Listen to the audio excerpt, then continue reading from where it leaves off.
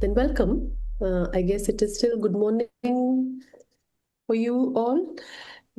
Yes, okay. So good morning. And my name is Gunjan. I'm a PTSTA in psychotherapy, and I'm based out of Bangalore in India.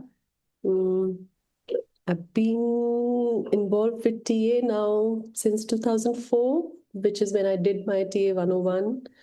Um, I did for 2 years TA organization and then shifted to TA psychotherapy, and then I did, I think, yeah, that felt like the path to follow. I also work with organizations. I'm part of, with my colleague, I have a consulting firm, largely into leadership development and coaching. Um, but now more and more of my time is in psychotherapy, teaching, supervision, and private practice. That's about me, and I'm very happy to be here with you. Mm, just to set some context for the next 2 hours that we are together. We'll have space for reflection in small groups, and then I have also put together some ways of thinking about the topic at hand, drawing from TA and some other fields. And the idea being not to explain the theory, but really to just say, okay, these are the ways in which we can think about it. So it's not so much like teach the theory, and some of it you might even be familiar with. But the idea is more to reflect together and make meaning of, okay, the antithesis of love. And that's kind of the plan. The The meeting is being recorded. PJ, who was here before you came, informed me that they will record it and then they will edit out anything that I or you may feel like we don't need to have part of their recordings available. Um, and so I just wanted to let you all know that it is being recorded, and I hope you are okay with that. Yeah, the breakout rooms cannot be recorded. So whatever you discuss in the breakout rooms will not be recorded. It's only the main session where we will have some discussions. We will have reflections together.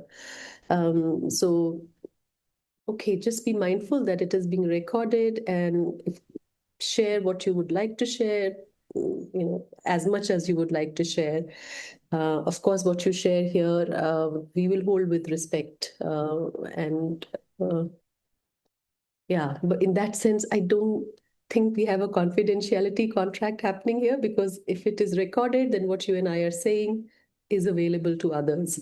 Is that okay with you all? Actually, yeah, I guess that's the contract now we have with the organizers of the conference. Could I respond to that? Yes, Nikki. Yes, sorry, Sally, is that you? Yes. Sally, yeah, hi. Yes, yes. Yes, I suppose it's not okay with me, but I'm willing to live with it. And the impact is I might think about what I'm bringing back to the main group. Sure. Or if I don't think about it, might regret it later. Because it occurs to me, in some ways I think, oh, I'm fine about that. In other ways I think, well, actually, with technology, we never know where anything is going, and things can be hacked. Yeah. And so that part of me thinks, I think I shouldn't just say, oh, yes, that's fine. Yes. Because there is a part of me that is aware sometimes things are not used in responsible ways, even though people may intend them, and the people who are doing it may intend them to be used responsibly. Yeah, yeah. Thank you, Sally. Sally, is my understanding that in other past experiences with the Canberra conferences online, that it is recorded and it will go to the workshop facilitator first, but each one of us has a say if we want our sharing to be cut. So in case we share something and then we don't want this to be broadcasted in other spaces, you can just reach out to the workshop facilitator or the tech team, and they will cut exactly the moments. And and also like there are different layers of consent before it gets uploaded onto website. So that was my experience from past workshops and past conferences. Thank you. Yeah, thank you for both of you, your sharings. I think it's important to put it out there. So Sally, thank you for bringing that up. In fact, I'm also thinking, did I miss it in our contracting earlier with them? Maybe they informed me that they will record the meeting, but I also felt like, oh, I didn't think we will be recording the session. But please let me know at the end of it if there's anything, and I think we'll just keep some time at the end. If there's anything that you would like redacted, and I think that PJ has said that they will be able to do the editing for that. Anything else you think we need to contract for our work together?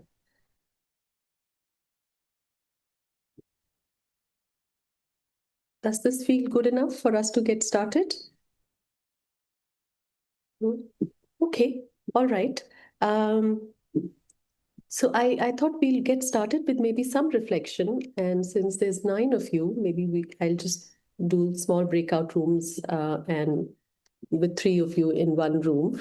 And here's a question I have for all of you. Can you all see my screen? Yes, okay. So yes, we are here to engage with the idea of, okay, yes, sure, love matters. And we heard that beautiful opening plenary. But I thought, okay, if we also understand it from the other side of the coin, which is hate, given, I think, Sally, as you were saying, what's happening around us today, the fear that you brought in, and then it's linked maybe to what it has to do with hate, or it has to say about hate. So it is so much in our face that sometimes love may even feel like a bit of a notion or a yearning for it. So that's what we will kind of reflect on today. And here's some questions I have for you. So I just want you to think of a recent experience where you encountered hate, either for the other, like you found yourself hating something, someone, or you were the object of somebody's hate. Yeah, it could be anything. It could be a colleague. It could be just an interaction with a stranger. Or it could be at family. Anything. You don't have to share the incident as much in your small groups, but really to think about what that encounter evoked in you. How were you and the other impacted? And what meaning or what did you notice about the process of hate and hating? So that's what I'm inviting you for reflection. And we'll do that for about 10 minutes in small groups. And then we come back and using those reflections, we'll build it. Where is the place of hate in our world?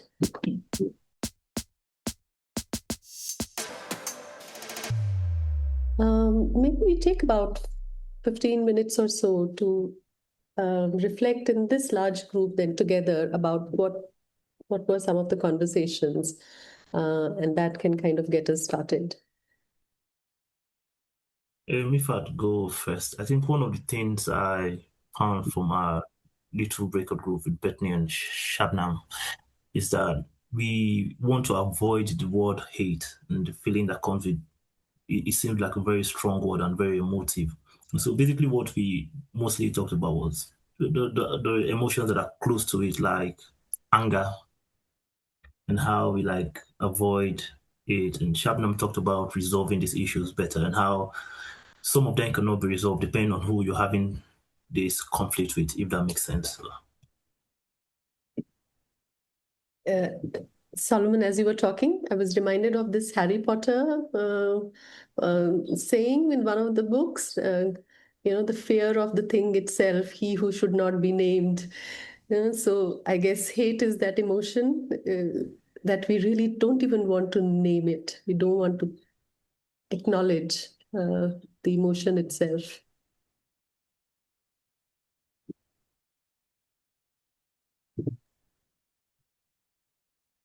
This wasn't something I talked about in the breakout room. I was thinking about it, but actually the time went very quickly, and so I didn't get to say it. But what occurred for me was I wasn't sure about the difference between hate and anger, because when I was thinking of a situation, I was thinking, well, was that anger? Was it hate?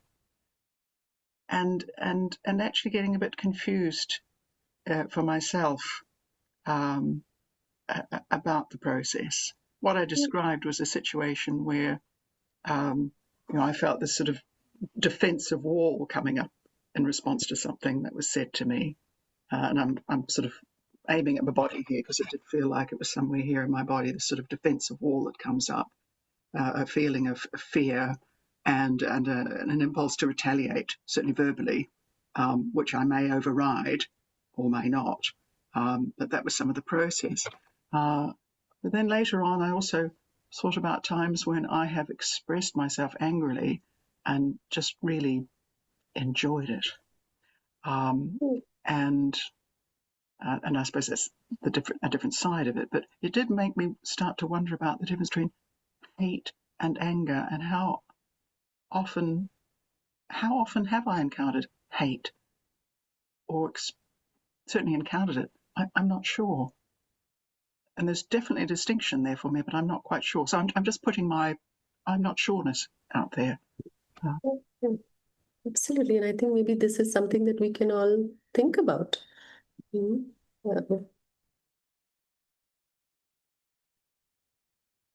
others have something to say to what Sally just shared? One of the things that just came to my mind was I was thinking about hate as anger as reactive. And maybe it's temporary, whereas hate, I was thinking more about festering. Hate can be that thing where it continues and continues, whereas I suppose anger is quite protective but reactive as well.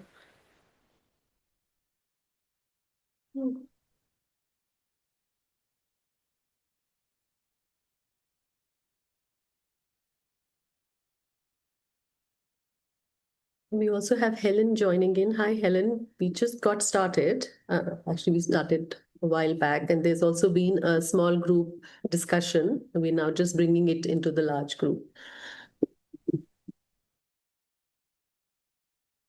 Okay, I'm not sure if Helen can hear me.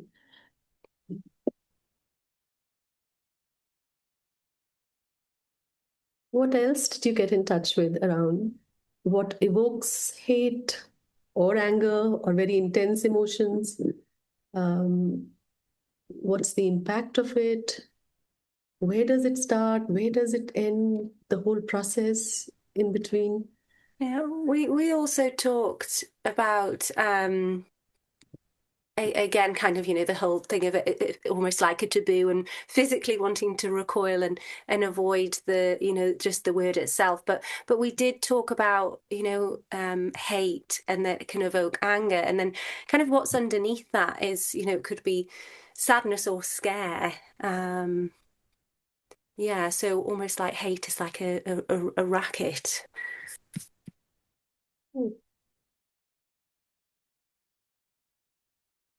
In my own experience, it was the need to protect against an oppressive experience for somebody else. And so in that place, without feeling, I did feel justified in my experience. I did feel like I could if I could do what I need to do to get to make this person feel like they are protected, they are seen, and they are not alone, which comes with a lot of anger for me, because it was with two parties that I know and two parties that I've been with for years. And so standing up to this person who enjoys the benefits of an oppressive society, and with an intention to continue to use that, that advantage to themselves at the detriment of the other person. Standing up to them felt good logically, but emotional wise, it was heavy because I had to shout sometimes and I had to, cut them off eventually. Hmm. In a way, what you're saying is similar to maybe Sally's question, right? How does one distinguish when my anger is protective, it's in service of something, versus when it is just hateful, rageful expression? And I was thinking about my own experience. The question I asked you was a question I asked myself as I was preparing, you know. And one of the things that I was left with was that in face of hate, it was like I didn't know what to do. It was very disabling. Uh, if I encounter anger and I know, okay, the other person is angry for a reason, I can maybe come back and, engage. But the example I was thinking of in my own experience, I really thought there was no way. I felt completely no possibility of that conversation.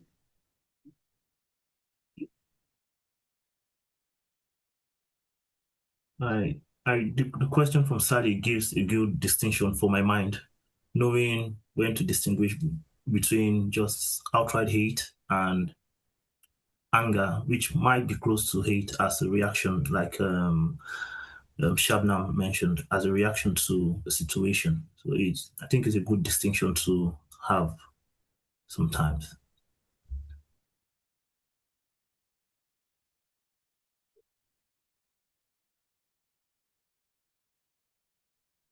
I was talking about sort of receiving a kind of, I suppose, a hateful response from, in a clinical setting. But it made me think about this person had come from a community where there is a lot of hate projected onto her and her community, and whether it felt like, I don't know whether it felt like she needed a space to project that hate into that space, and I was going to be the subject or the object of that. Not that I don't think she actually hated me, but there was a need, because there was no real space for her to do anything with that, with being at on the receiving end of a lot of hate because of her community. It felt like, in some sense, the clinical space was a space where that needed to be stated in some way, and that I became the object of that, which, I talked about how that felt for me, the kind of visceral physiological response to that.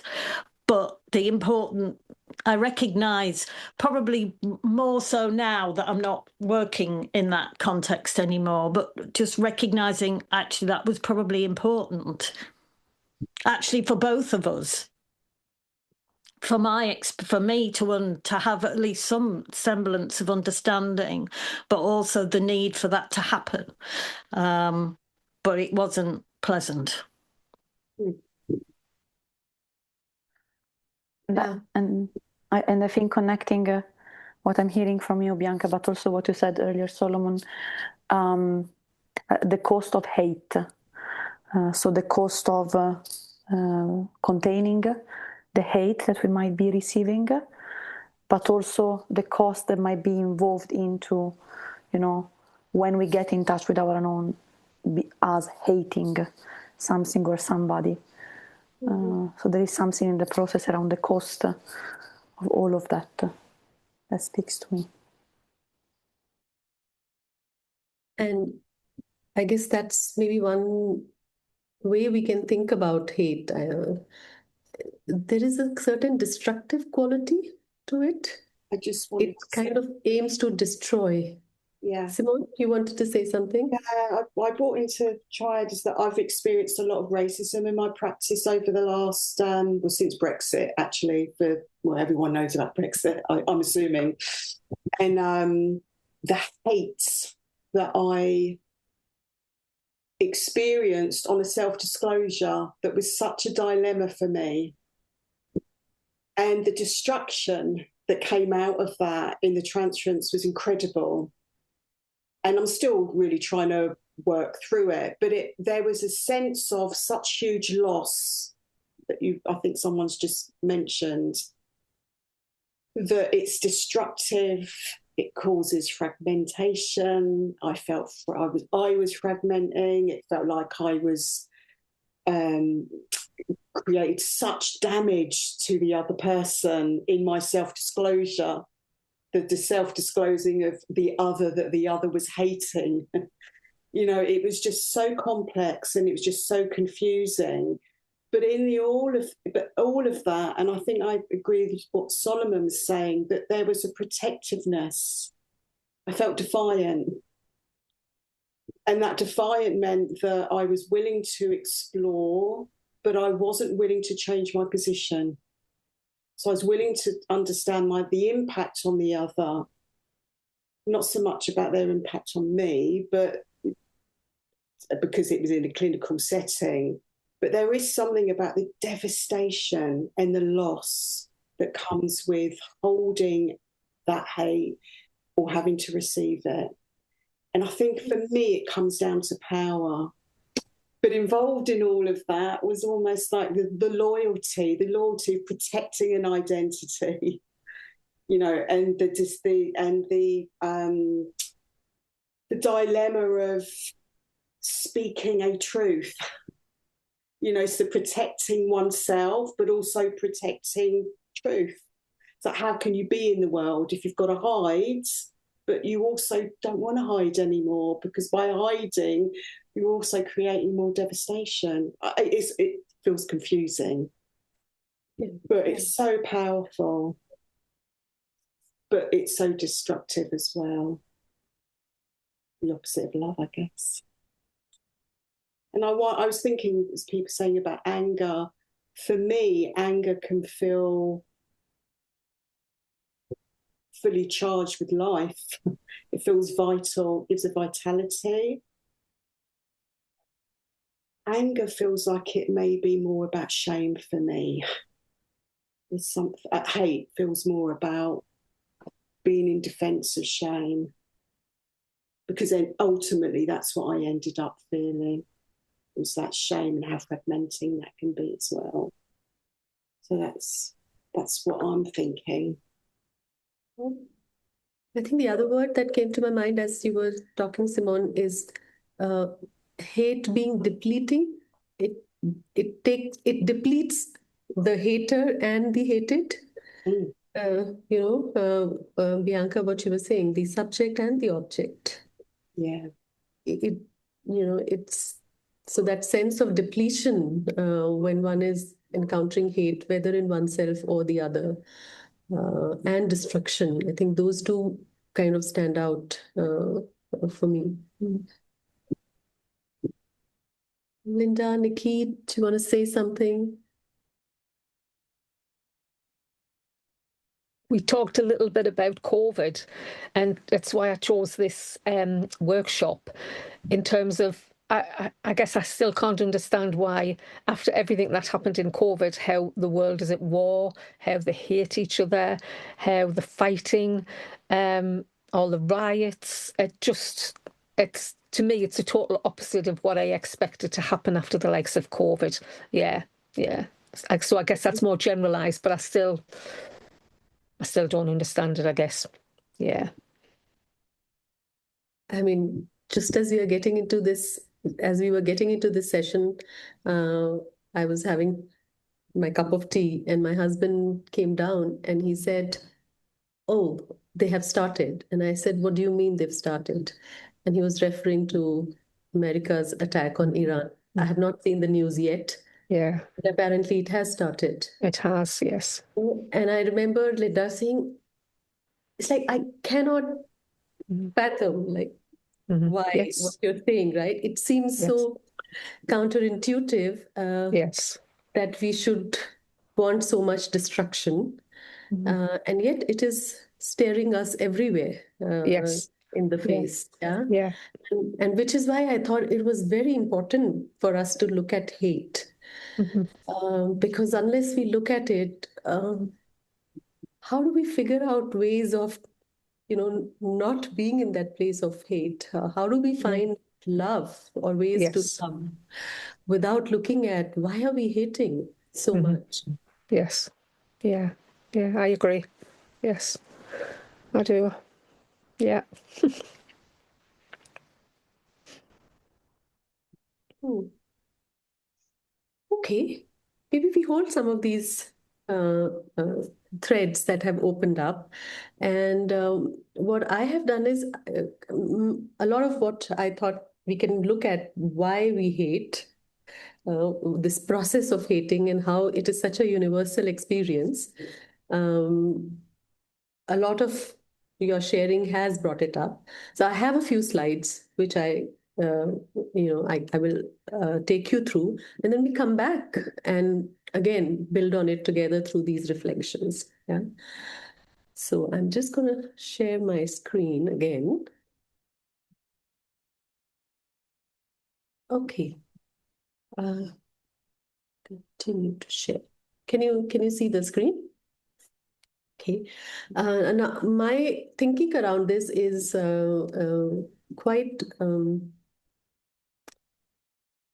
I think the lens I hold is the relational perspective in TA, within TA, and I'm more and more getting familiar with the idea of radical perspective. So I think that's the lens I'm bringing to make meaning of this. And also something of, when I was listening to Nicole's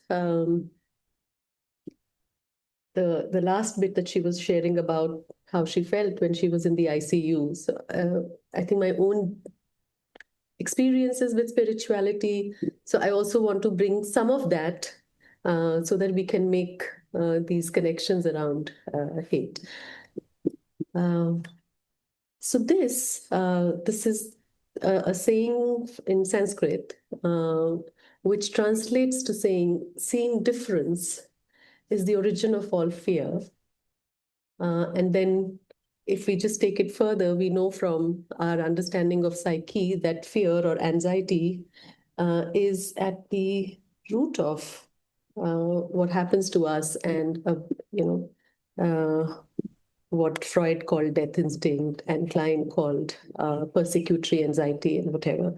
So, and this is from a text which was actually not written, because in those times, about 4,000 years or 2,000 years BC, they were not writing. It was just passed down in a spoken way. And I found it very fascinating that 4,000 years ago, we had the idea that we see difference. And what is different from me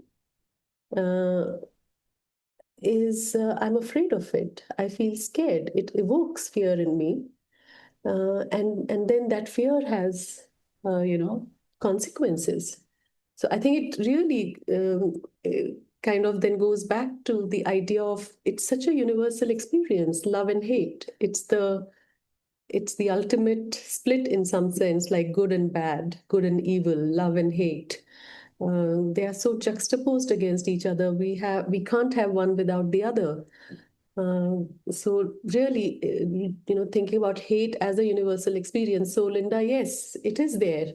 It was there 4,000 years ago, I guess. It has been there, and it maybe will continue to be there. It is the antithesis of love. And it is born of fear and anxiety. And this, I'm getting the sense that most of you are clinicians, that it is the baby who feels anxious and persecuted by the bad mother develops hatred of the bad mother. So we really then, it's that process of othering, and it is born of our own anxieties. in doing so, I think, Bianca, what you were saying, it introjects hate, and then it becomes part of our own psyche, and then we also project that hate. Your experience of, in your own practice of your client just needing, they had to, because that's inside of them. They can only see the world through those eyes, and then you become the receiver of that. Yeah. So hate for other turns into hate for self. We introject it. We can't remain isolated in that sense. And hate for self is projected onto others. And that's the fragmentation. Simone, you spoke about fragmentation, right? That we fragment, we split. And we understand this from all our training. So like I said, we're not going to get into the details of theory, because that we have some understanding of, or we can always look up for, but just to begin to think about it. And we do have this way of understanding within TA, the fragmented self, the undeveloped self, where the psyche splits. And whatever cannot be contained is then projected. And very often it is, because hatred is so such a universal phenomena. No baby, no mother is perfect, no mothering is perfect. So there is always a sense of hating the other. Some of the other ways we can think about, going right back to Freud's idea of death instinct, that there is something innately destructive. Of course, okay, we don't have to go into what he thought about it, but just the idea, and I think it is what baffles us. It is, Linda, your question. I cannot understand. On my sense of bewilderment, like why would we do this? And maybe the death instinct, or Klein's idea of persecutory anxiety. Also spoke about love, hate, and I thought important to bring in Bayon's work on knowledge, knowing, the idea of K. He said, yes, there is love and hate, but there is also the K, the knowledge, which is this desire to know, but it fragments in the face of terror. And I think some of our sharings were also that hate takes away this capacity to know. I don't want to know. I want to then hold on to my side of the story. I don't want to hear your side of the story. Yeah? And then knowing is not possible when there is hate. Of course, this inability to know results from failure to have found someone very early in our life who can contain the unbearable feelings, feelings that cannot be put into words. And that's the quality of fragmentation we experience. And like Bayon said, it's a short step from hatred of emotions to hatred of life itself. So Solomon, as you were saying, right, we don't even want to look at the emotion. It's really like hatred of emotion, which turns into hatred of life itself. Because, okay, maybe hating is a part of life, but can we contain it enough? Maybe this death instinct is, counter to the life instinct. Is there a balance, or are we going to destroy everything in mindless pursuit of that? Okay, I just want to pause here and see, because this is more at a very individual level of understanding the process of hate, which I think we are familiar with. And then I thought we can also look at what happens when hate is a collective phenomena. But just to take a pause here to say any questions or any thoughts.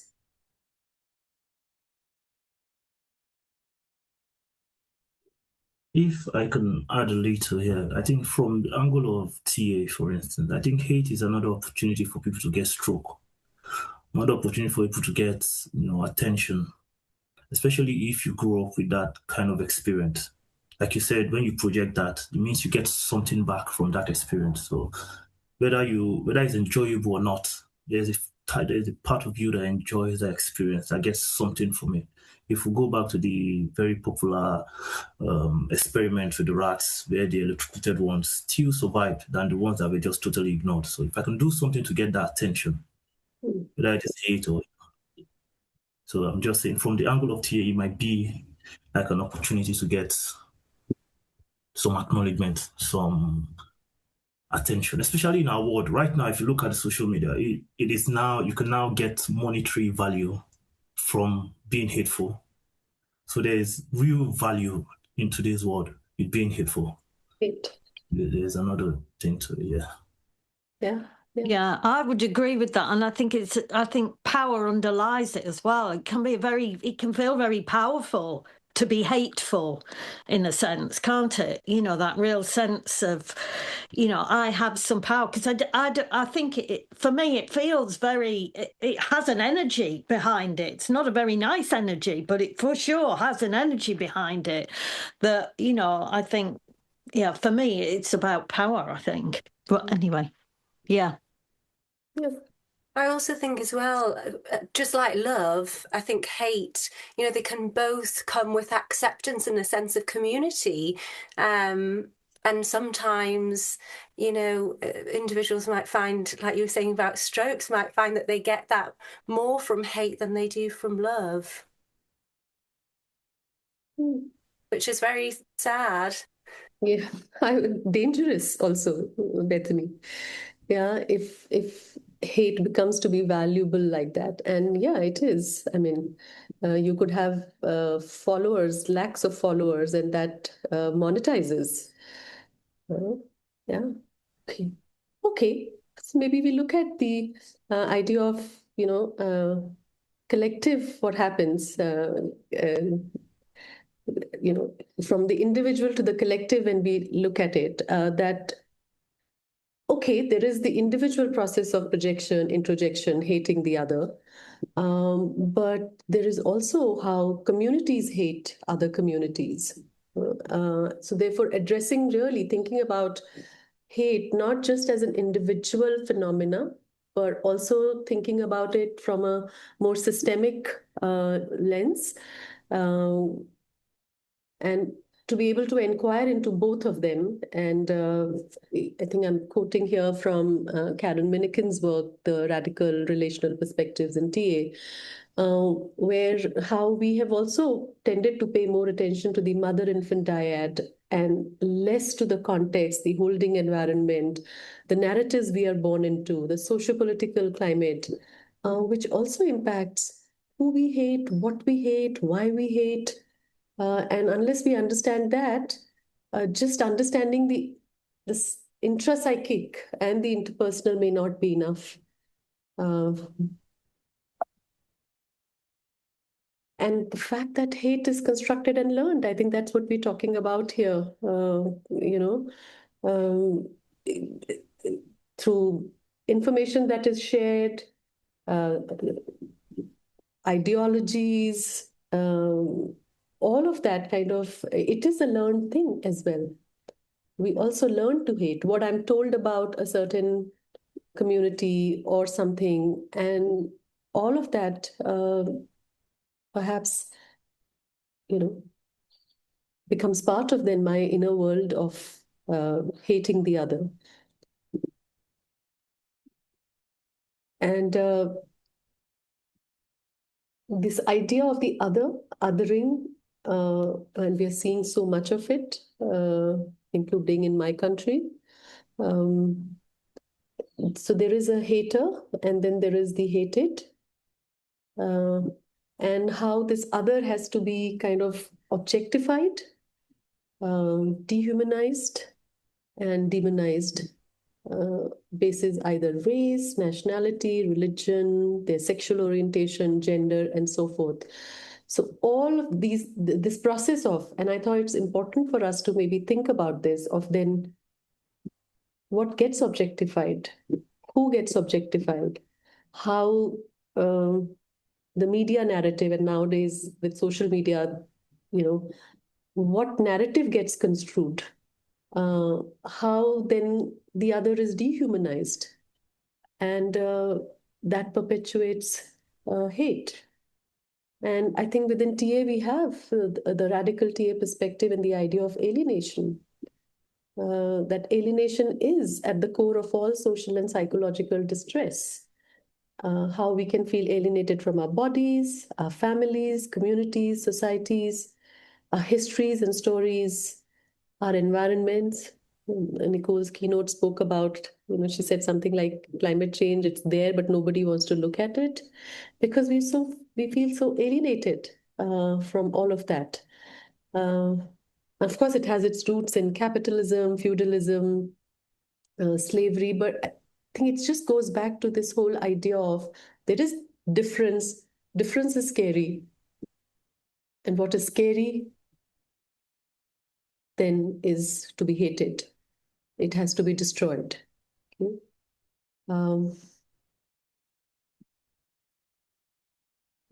Yeah, I think from here we will go into the next bit. So let me just stop share. And like I said, I'm not trying to, go too much into theory of it.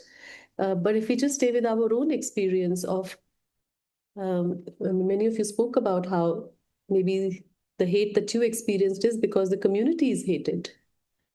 So there is something of the social political which adds to this process of hating. So maybe just a few thoughts if you have, or any reflections.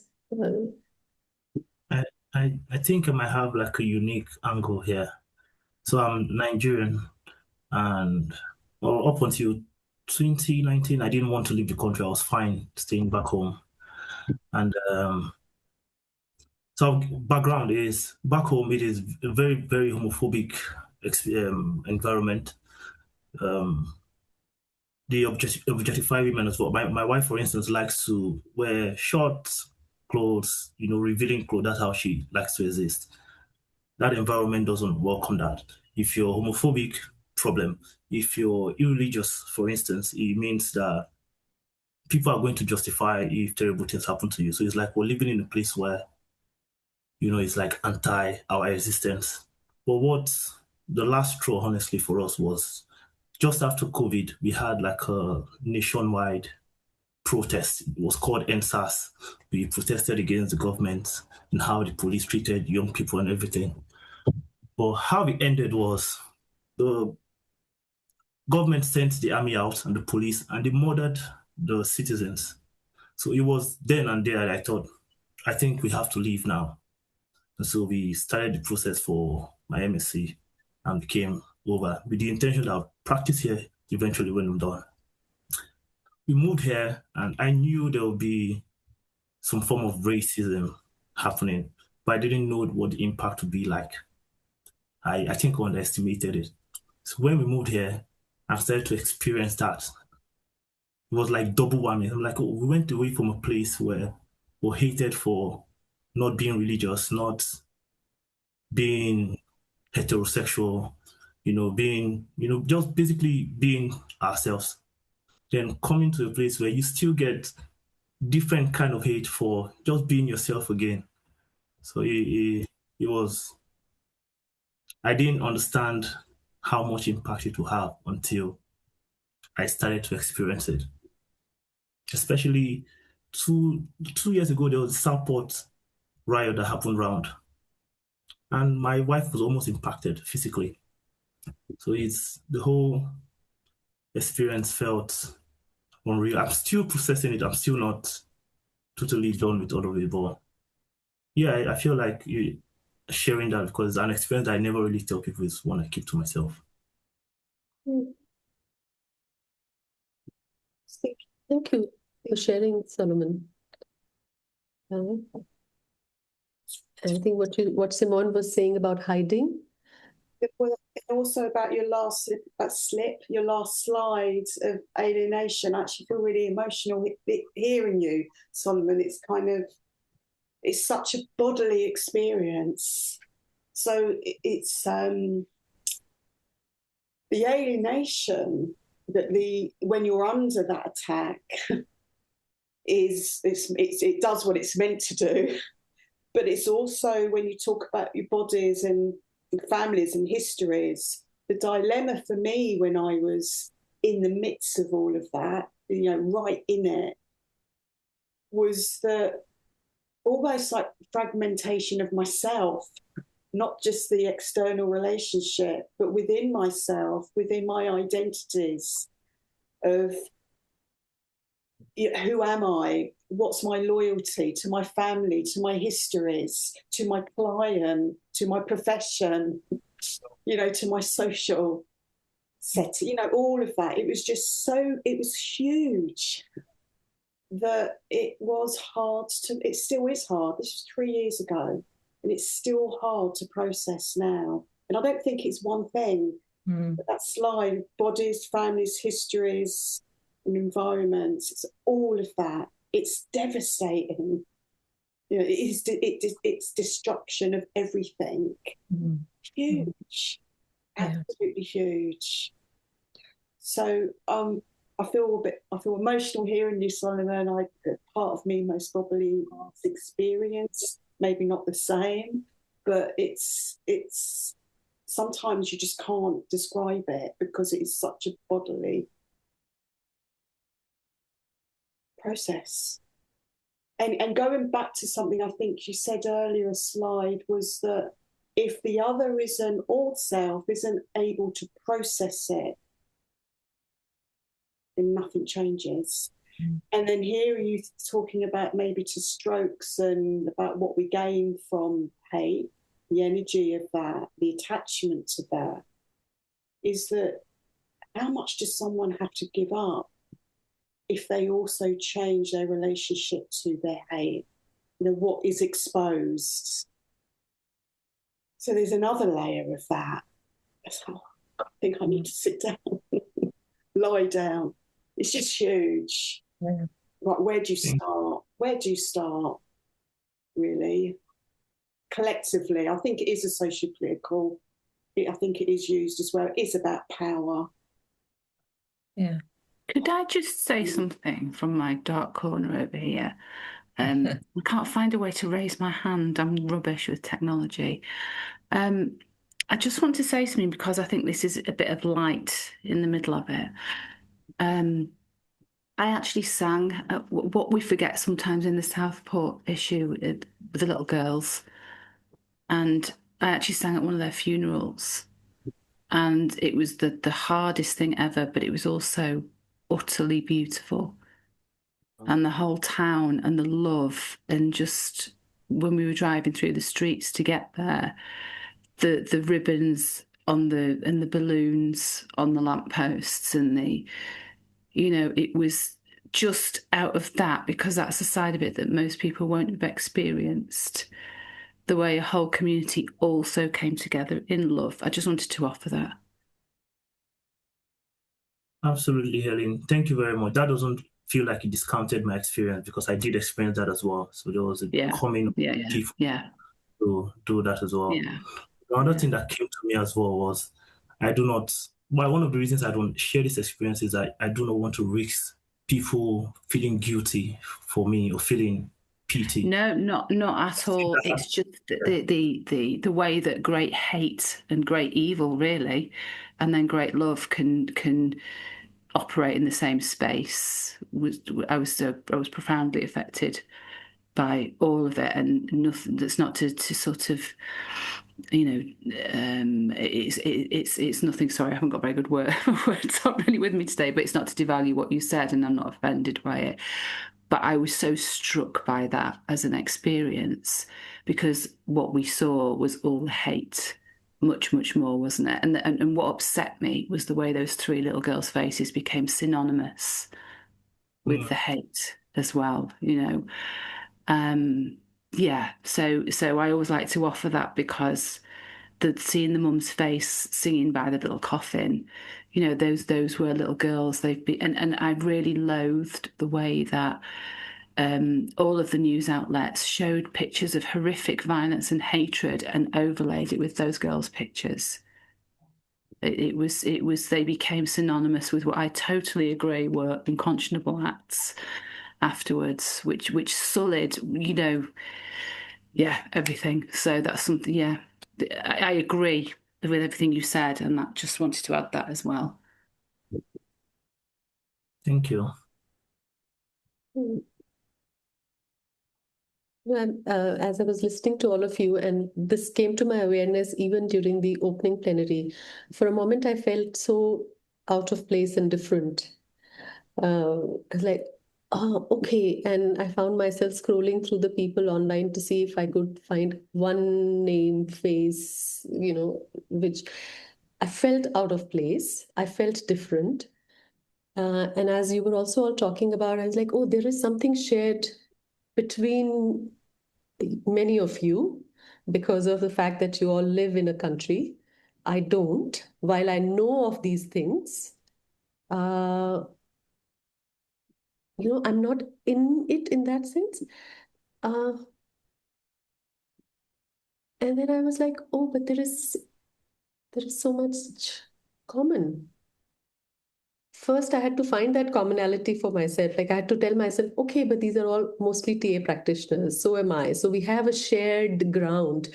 And I think what I became aware of was also, Helen, in your sharing in Solomon's, that creating these shared grounds, I think is, which we'll talk a bit about, like what is the antidote? Yes, we want to understand hate, but not because we want to perpetuate it, so that we can find a way out of it. And it just occurred to me that these shared spaces, because one of the things I got in touch with, and I didn't get in touch with that at all when I was preparing for this over the last couple of weeks, is my own fragmented identity. I'm a Kashmiri, and my great-great-grandfather had to leave Kashmir because of the persecution and migrate to central India. And it is a part of my identity which, it is still fragmented. I'm still trying to pick up pieces of it. And I was just reminded of it, of how we then actually begin to hate that identity itself, even the hated, not just the hater, begins to hate that part of. So for so many years, I kept that part of my identity away. I wouldn't acknowledge it so much. Only slowly I have been reclaiming, in some sense, those parts of me. And as I was sitting here, I was like, oh my God, yeah. So it's not, the experiences of being hated and hating are quite similar. Doesn't matter if I live in India or you live in UK, or Valerie is in France, or wherever we are. So yeah, thank you for all those sharings. It's okay. Sorry, could I just share one thing? Yes. I was thinking about the impact of hate. So I was, and it's something that's come to my attention recently. I have two grown-up daughters, and my eldest in particular pointed out something to me about how perhaps I'm oblivious to what's going on outside, because she's 30 years old, I'm 52 this year. So there's that generation, and I had to, it forced me to think about what was she saying here. I didn't understand what she meant. And when I looked at my process, I've grown up in the UK all my life, and there's an element of dissociation that I, must have used to just to kind of keep myself safe. Whereas my daughter, she's quite hyper alert of what's going on. So my reality versus her reality seems very different. But when I was able to look at, oh, okay, my dissociation is because if I accept it, it becomes very painful, to accept that this is what's going on in the world. But actually, in doing so, how is this impacting my relationship with my daughter? I'm denying her reality. And that was a really interesting point, because I mean, my daughter says to me, "You just sometimes, Mom, you walk around like la la la la la la la, and life is wonderful." And I look at you, and she said the impact it has on me is I'm very protective of you, and I'm like, I feel like I need to say, like, you almost guard you because you're oblivious of the dangers around you, and I had to kind of go, oh wow, I didn't realize that me being dissociated sometimes impacts you in that way. But it was a real realization of the impact of, if we think about hate and racism, all of those things, what it makes you do out of survival, but then within the home. Because to me, when you talk about the antidote to hate, I always think about, when I work with my clients, is let's just look at our patch. Can we fix our patch? And if everybody did that, it would just accumulate into lots of love. If we could resolve. So for me, it's like, how do I resolve the conflict that happens between me and my daughter so that we can feel settled? Because I'm very much of the view that, there's a saying, hurt people hurt people. So if we can resolve our hurt, then love can only breed love, I think. Yeah. And that's a very long process, no? Yeah. Yeah, and maybe that's where some ideas, I think, from a radical perspective, or I want to share another stream of thought, which I became aware of only as I was kind of researching for this workshop, that it may not be enough, Shabnam. This working in this patch may not be enough. Yeah. Yeah, creating a safe space in our therapeutic diets. But the world outside is what it is. So how do we then, move from the intrapsychic, interpersonal to the larger systemic? Because there is that reality. And how do we bring the world inside? And so I think that's also something for us to think about. Yeah. Together. Yeah, and I think you're right. That's my daughter's argument. Her argument is not enough. Yeah, it is not enough. It is not going to be enough. Yeah. Yeah. But I guess that's where I suppose I understand. For me, I'm soothing myself. I think about my capacity in terms of, having one lung and one kidney. And this is where my daughter then understands that I can see why you're not engaging in too much, because you've already had so much, taken away from you, that you're soothing yourself. And I know, I know that's something I'm telling myself, but equally I'm appreciating, actually, it's not always healthy just to soothe. You do have to engage in reality so that you don't deny other people's reality. Okay, maybe that's a good way into thinking about, what are some ways we can look at it. But for that, maybe 10 minutes again in your small groups to go back to those instances of hate that you encountered. And we reflect on a different question this time. I will just put it up. Because, we also want to spend some time looking at what is the antidote to hate.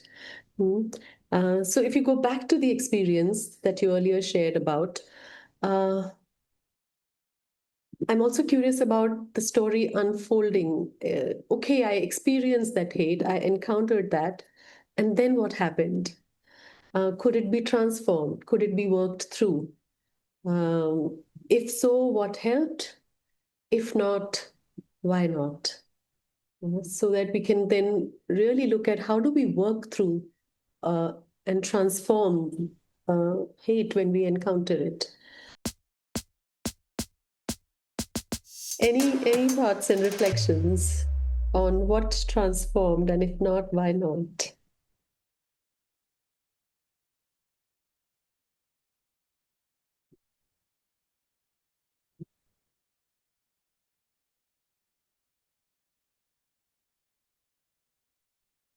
One of the places we went to with our reflections was, coming back to ourselves, coming back to us as individuals, what is in our power, our control, what our needs and limitations. So yeah, like this sense of what can help, like to transform that, we need to internalize a transformation and going into that space ourselves. And yeah, that's a journey, I guess, of awareness. And so like within this journey, we're still highlighting the cost. So what does it take to be on this journey? And how can we bear the cost of doing that? but with a sense of hope, no? Like with a sense of, because when we broke, like before the breakout rooms, we were speaking about the enoughness and not enoughness. But we're like, yeah, but we still have ourselves, and we can be that change. We can be that transformation. Hmm. Yeah.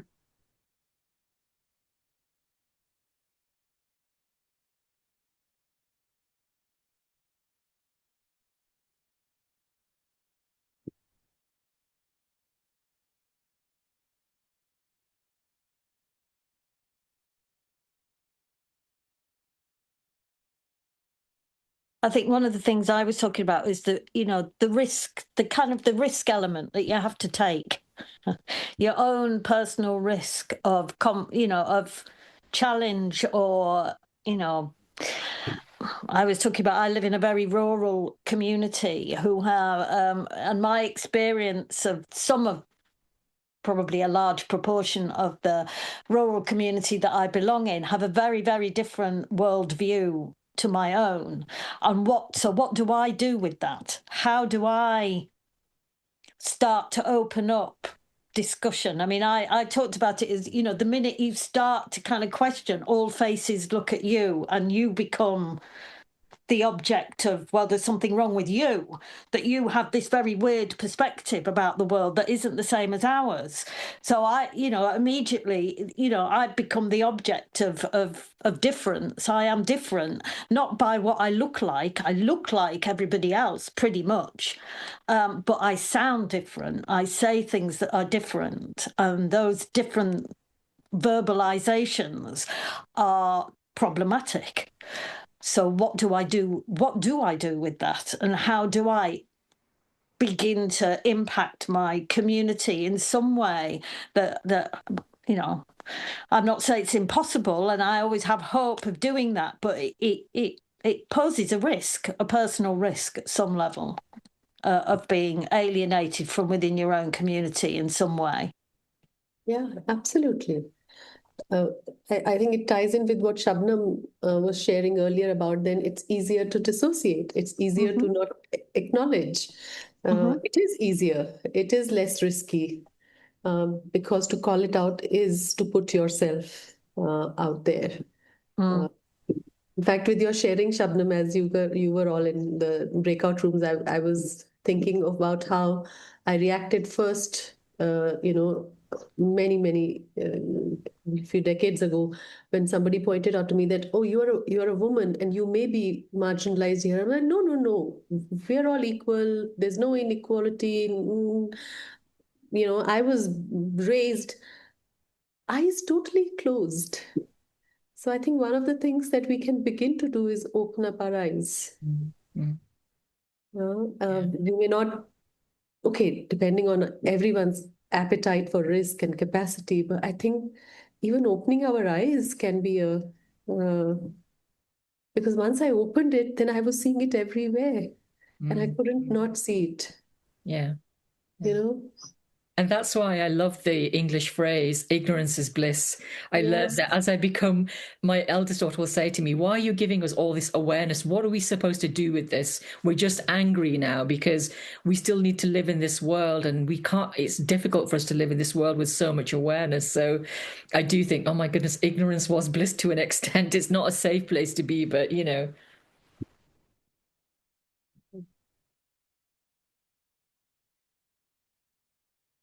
Okay. Sally, I'm aware that you haven't shared much, and I hope it's not because of the recording. So please feel free, and we can always, I really don't want it to be like a restriction and a limitation for you. Thank you. No, there's a lot going through my mind, sometimes just trying to put it together in a way that might communicate something to others. One of the things I've just come from Switzerland, where I was attending the carnival in Basel, and there's a lot of masks that people wear, and some of them are funny and amusing, and some of them are devilish, evil, if I can use those sorts of words. And looking into some of them, thinking about what does that reflect for me?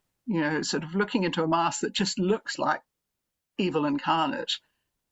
And yet, in a way, what it brought up for me is, can I own those aspects in myself, these shadow parts, as it were, because they feel so alien.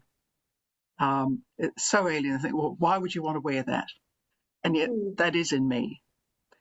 And something about well, I'm not even sure about transforming hate. That's where it comes to for me. It's a bit like maybe it's just as necessary as love, which sounds very unpalatable to say. But if I try and get rid of it, maybe these polarities have to be here. It's part of the human existence in some way. So that's a question I hate even to articulate, but it's out there for me. Yeah. And something about being able to explore those parts without acting on them. We were talking about, for instance, mothers and babies, and I was thinking about how sometimes friends have told me this aspect of being pregnant. You're told it's this wonderful thing. However, it may also have this aspect of this alien has taken over my body. And the importance, it seems to me, of being able to acknowledge these different experiences, the fact that you might have hatred for this little thing in here, or when it comes out, this little thing out there, just as much as you might have love, you could also have hatred. But if you have to suppress that knowledge even to yourself, that's when perhaps we act on things in a way that is so that to be able to acknowledge, to know it's there, the difference between that and acting on it. Yeah. And that at times, I suppose these things must have been necessary for us in society, in the sense of, I think about, yes, wars, but also food. People have had to kill animals to survive. So how do you do that unless, okay, it's not a human, but it's a sentient being. So how do you get to the stage where you can kill that sentient being unless you can sort of destroy the knowledge that it has feelings and reactions? So that this, something necessary about this, something important to acknowledge, and at the same time not then just buy into it, it's okay. And as much as Valeria was saying, to be thinking about one's own relationship to it, unpalatable as that may be, and almost unthinkable, unacknowledgeable. I am not that mask, and yet I am. Must be. Thank you. I think it's very helpful, what you're saying. And I was thinking, it's not to eradicate hate. It's not like malaria or something that we have to eradicate. But maybe, what you're saying, acknowledging that it is, and then how do we still work with it, work through it? Okay, I'm just also mindful of the time. I wanted to share some thoughts around that, about how do we work with it when we encounter it? What are some perspectives on it? Not like all perspectives, but some perspectives. And I'll just take a few minutes to share that, and then we can, of course, go towards closing. So how do we work through, work with when we encounter hate? Of course, we understand as clinicians in Shabnam, in the dyad, we know how to work with it. It's a lot more easier. The relational perspective of really expanding our inner worlds. What, Sally, in a way you were saying, acknowledging, and I really liked what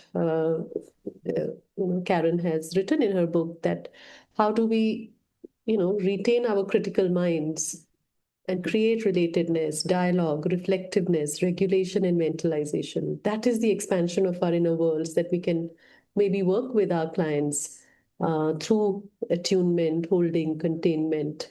And those are some relational ideas of, okay, what do we do when when your client is so angry with you, hating you? Okay, can I provide holding, containment, be in tune with, help them expand their inner world? What is it that they're hating in me? I think one of you said, no, I know they're not hating me, but they're projecting, putting something onto me. So that's one way of thinking about it. But of course, that's not enough. And how do then we bring in the external also and account for I think what Fromm called that, individual distress is a symptom of sick societies. It's not the pathology of the individual. Otherwise, we locate it all in the individual, and that makes it even more oppressive, which was the idea of radical psychiatry, radical perspective within TA, Steiner's work, the idea of liberation, the formula that they have that, okay, awareness brings anger. So there, I think the anger is helpful because it moves us to action. And then with the awareness and contact, we can take action towards liberation. Minikin added to it saying, okay, that may be not enough. Shabnam, what you were saying, all of us can't be activists. And activism outside, how does it change the inside? How does it change my inner world? So there's been, some reformation of that idea and bringing in the relational perspective.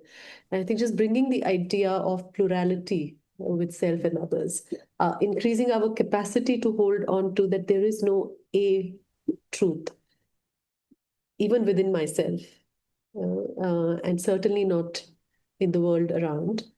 And therefore, creating a process of reclamation of what has been lost, perhaps grieving for that loss, and then allowing for recovery, as I was sharing, and many of you shared also.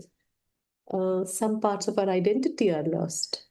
Some parts of our experiences are lost. They are fragmented. And how can we then help people reclaim and resurrect? Shabnam, I think what you shared really about dissociation, parts of us that we have killed off because it was easier. If we didn't do that, how do I go about moving in the world? To which also my colleague, Deepak Dhananjay, he's kind of built on it, I think, and this comes from experiences with communities where sometimes there is not much that will change. So then his idea of how do we work with that was also to bring in a function of accounting, just this idea of liberation that, yeah, we can all be liberated. Hate can be eradicated. It's not possible. So then how do we work with it?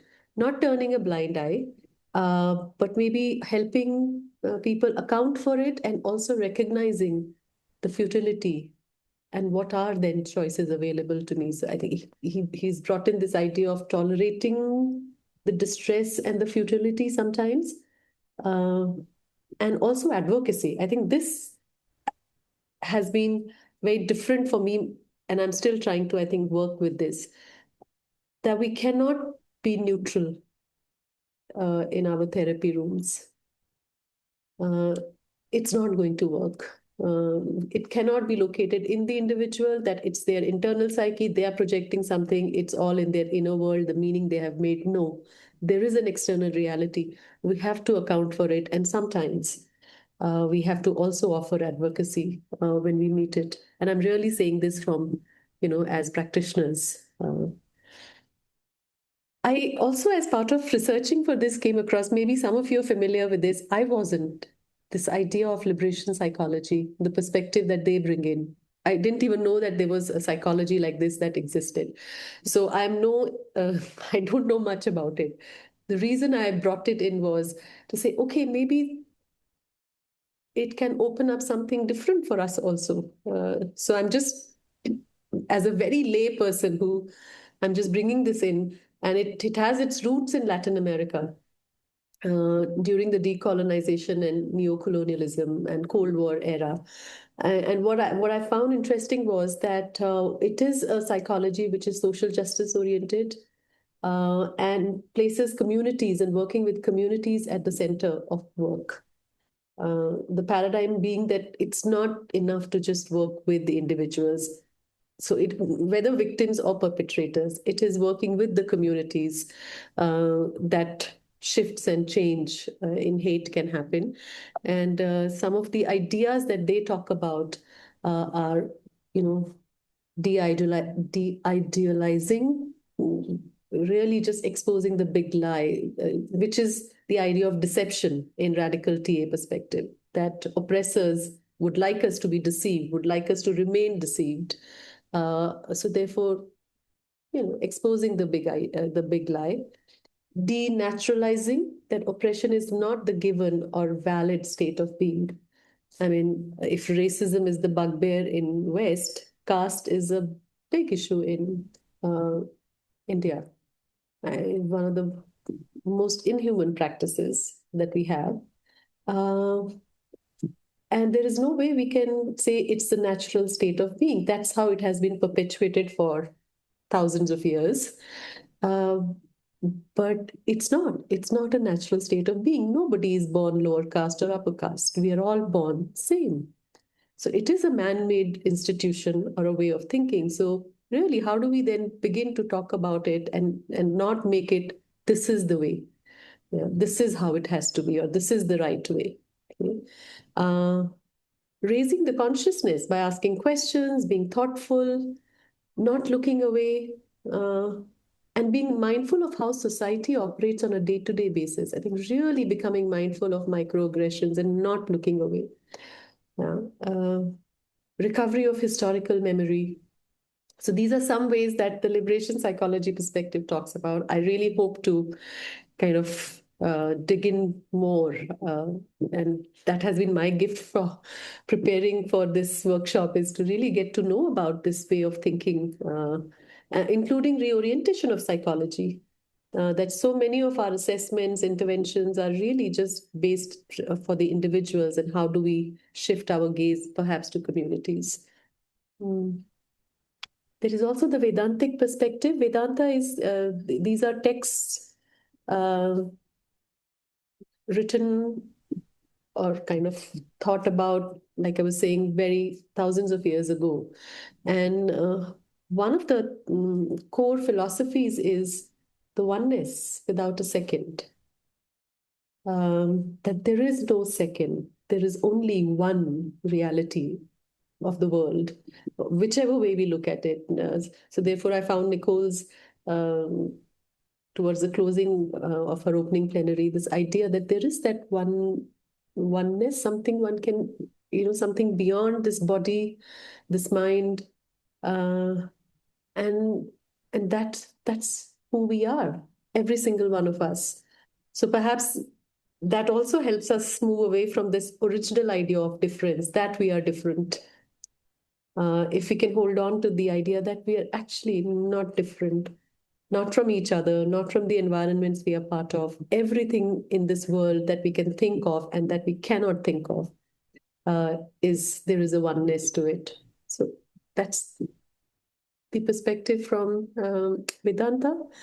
And last, I just thought I wanted to end with this, that we can only learn to love if we have encountered our hate. Otherwise, we'll stay dissociated, it will stay hidden, but we will act out. I think what you were saying, Sally. How do we not act out, but then, gain more of our minds and be able to work through it? And love not in a mushy kind of a romantic, when we say love as antidote to hate, really, what does that love look like? And I'm drawing here from 4 elements of love from Fromm's work, that it is about our capacity for care, responsibility, respect, and knowledge. Otherwise, love can be, very difficult. What is love? Yeah, when at least it happens in my country, maybe a very unthought of situation or scenario of something called honor killings. Like if you marry somebody out of your caste or community, then you can be killed for that. And the killing is in the name of love. So that hatred is in the name of love, because we love you, or because for the love of community, we are doing this. So that's not the kind of love that we're talking about. The love that we're talking about is really, these are the 4 elements of that love, where we care, concern for the life, responsibility, a mature response to needs of others, respect to see a person as they are, and knowledge, deeply knowing the other person and oneself to understand the core. Okay, I will stop with that. And we have about 15 minutes for any closing reflections, thoughts.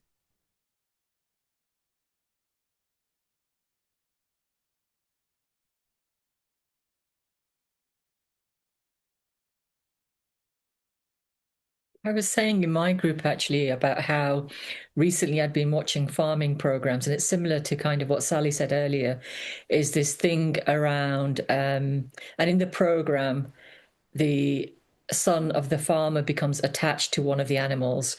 So the father says he doesn't understand the process of farming. And to me, I was like, we have a dog, and I love that dog so much. And I can't imagine looking after an animal and then sending it to slaughter. So to me, I was like, I don't think it's the child that doesn't understand. I think the child is trying to make sense of how can we do this, but it's being normalized. And then I was thinking about low level, where does it start from? You know, if we're okay with killing an animal, are we okay with killing a human being? And it just kind of got me thinking about all of these, you know, all of these small things that children say that they're absolutely right to say, that we then deny and tell them that this isn't right, this isn't the way of the world, this isn't how it's done. And sometimes I think that's where we have to start. We have to start with, you know, being honest to children about when they say something doesn't feel right, saying, yeah, you're right. There's a reason why it doesn't feel right.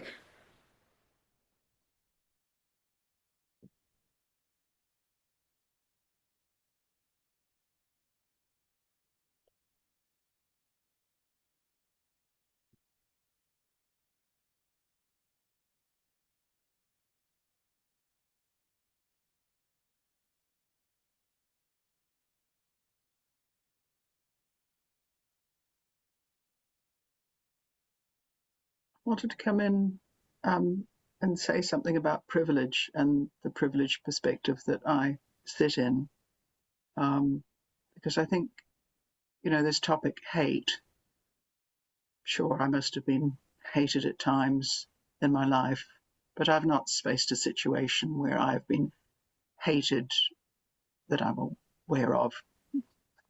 I was going to say for the colour of my skin, except, well, I have, but by people who've been mentally unwell. So, but just hated out in society for the colour of my skin, and I haven't been threatened with death for being, you know, of a particular race or gender.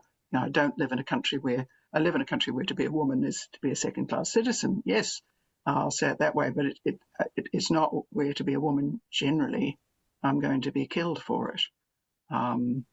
I say that though thinking of actually there's lots of women who are killed through domestic violence, but for me personally, I haven't faced a situation like that, and a lot of that is through the privilege of my life and my skin colour and where I was born. And so I just wanted to acknowledge that, particularly because I've been aware that you as a facilitator, but also group members have shared really impactful stories.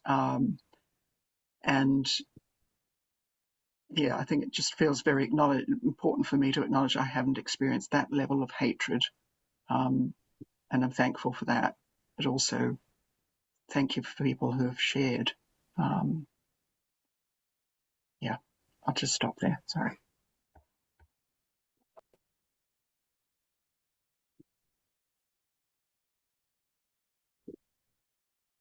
Yeah, I mean, I think often about this idea of privilege. Yes, I've had disprivileges, but I mean, I also am an upper caste woman.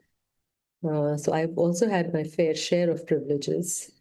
And I think my struggle has been how not to hide behind the shame of it or feel like guilty for my privileges, but actually then find a way to still engage. So I think, Sally, you bringing it up itself is important. that yes, there are privileges, and yet maybe what we can offer is allyship, because our privilege allows us to do that to folks and communities who don't have that privilege. But it has been a struggle because, it feels like, oh, I have this privilege, so I should feel something. I'm learning to not feel guilt and shame and say, okay, yes, I have this privilege, and how can then I put it to good use? Yeah, because I think, privilege again can be like a potential reason to dissociate then from the narrative. Whereas I guess what my experience here today is like the modeling of how we can create narratives. Potentially also getting in touch with how we hate. And, hate is still present, but in a way in which we can construct something. So this is beyond, the some of us being in a privileged position and being oppressed, like we reconnect with our own individual stories. But, I guess what I heard from many of us today, like going beyond that dissociation and using the narrative to dissociate and construct something together.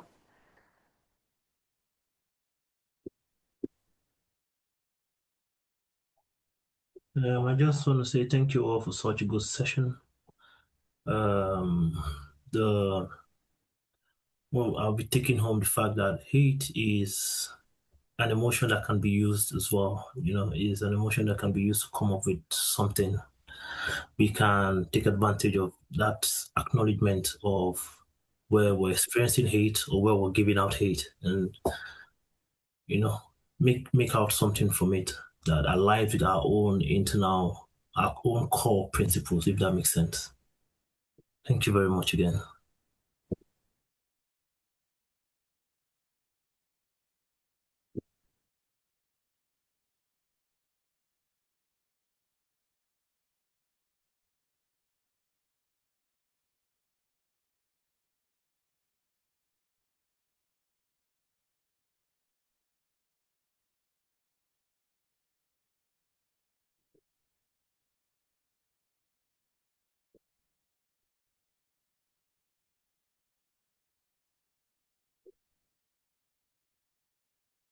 It's not like mandatory that you have to say something as we are closing, but it would just be nice to hear where are you left with after the session. I think you've reminded me of something. I used to teach psychology, and you've reminded me of liberation psychology, which is kind of drifted off somewhere, which is interesting. I might go back to that. But just thinking about, I think we have as humans probably, and societies, we have a tendency to want to target individuals as the responsibility or the holders of hate or racism or homophobia or whatever. And we are the holders of that, but it's also facilitated by a society that facilitates it in a way, that says it's okay to have that and uses all sorts of mechanisms for that to be available. And I think it always feels a very tricky line to tread between, seeing some individual as a racist or whatever, or as a homophobe, and forgetting that actually as a society we don't necessarily look systemically or look at our structures. We maybe do, but as a rule, we don't, because it's nice and comfortable in a way to say, well, that's him or her or them, rather than recognising, actually, I am part of this society and culture that fosters these particular perspectives, even if I don't personally believe in them. So I think that's a really useful reminder, really, of the need for us to be looking systemically at what's going on around us, as well as within the work, which is often quite challenging. But thank you, everybody. It's been really interesting, and I've really enjoyed listening to other people's stories, although some of them are very painful, and I found myself quite tearful at times. But thank you.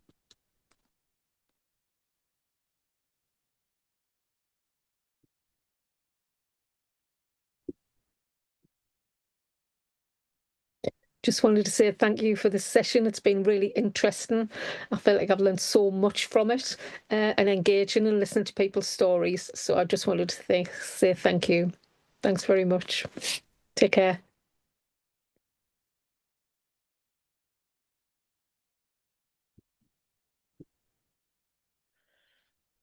I just wanted to reflect on, just mention, it's interesting for me because this is one of the first conferences I've done after qualifying. It's been 3.5 years.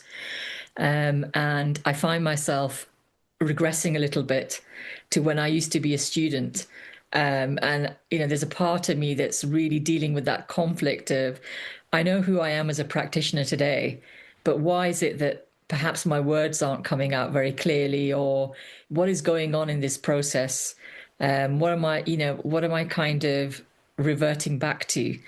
So yeah, as we speak about all these things, for me, all this stuff is going on of, am I really presenting as I am today, as the woman I am today, or have I reverted back to who I was when I started TA?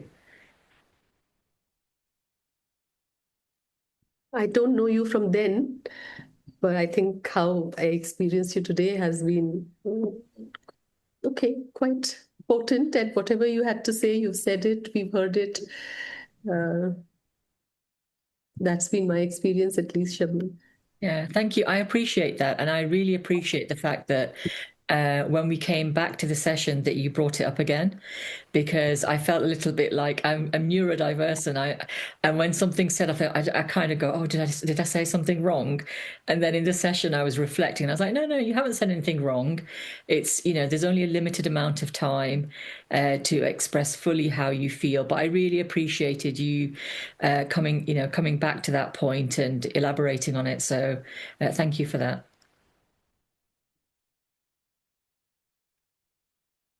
I also wanted to say thank you for the session. It's been really interesting to reflect on, and hate is very complex, clearly, but it's definitely helped me to reflect on, obviously my own practice, clients, but also like my own biases as well, and I think it's important to keep those in mind. Yeah, I found it really helpful, and I really enjoyed the breakout rooms as well. We had some really lovely discussions, so thank you for that as well. I just wanted to say this, Shabnam. What you just shared, I think it's a good example of the systemic, what your daughters are telling you, you're not seeing. That maybe your coming here is not because you're coming after, this regression is not because you are coming after 3 years, but it's also who you are and your identity and what it means in the larger context, and why it feels like maybe I'm not coherent. Am I clear? Am I saying something? So maybe there's more to that, and it's Yeah. there. Yeah. So okay, to know then. Therefore, I think that here at least I don't know how you were as a trainee. Yeah, well, I think the thing is that also what's happened for me this last week, and why I've engaged in a conference again, is because I've gone through the perimenopause, and I felt like it really impacted my thinking capacity. And I finally feel like I can think now, because I think that, I'm going to be 52 this year, and I feel like it's finally getting better. And there's a sadness around that, because there's a loss of potential that's gone on for so many years, whether that's due to illness or perimenopause. And this last week, I feel like, oh my goodness, I'm a different person. So there's a bit of second kind of going on. Whoa, let's not go get, is this who you really are? Because you've been that for so many years. So there's a getting used to an appreciation of what it feels like to have a brain that works, that felt like didn't work during the perimenopause. And and reclaiming oneself. I Yeah, guess. yeah. Okay, Simone, you want to say something before we close? We are on time. It's been really, really helpful to try and put things into a theory rather than in a charged process. It's been really helpful. And also the liberation psychology perspective, I'm definitely going to look at that as well.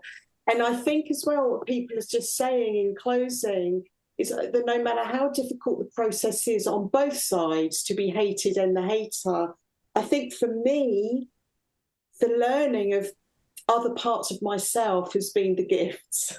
So it has brought me back into what's important for me, what my values are, and a sense of self that I don't think I've ever really fully appreciated until the last few years as well. So it kind of gives me more of a sense of an identity coming together. Actually, no, this is important for me. This is important, which then equals a value. Does that make sense? But thank you.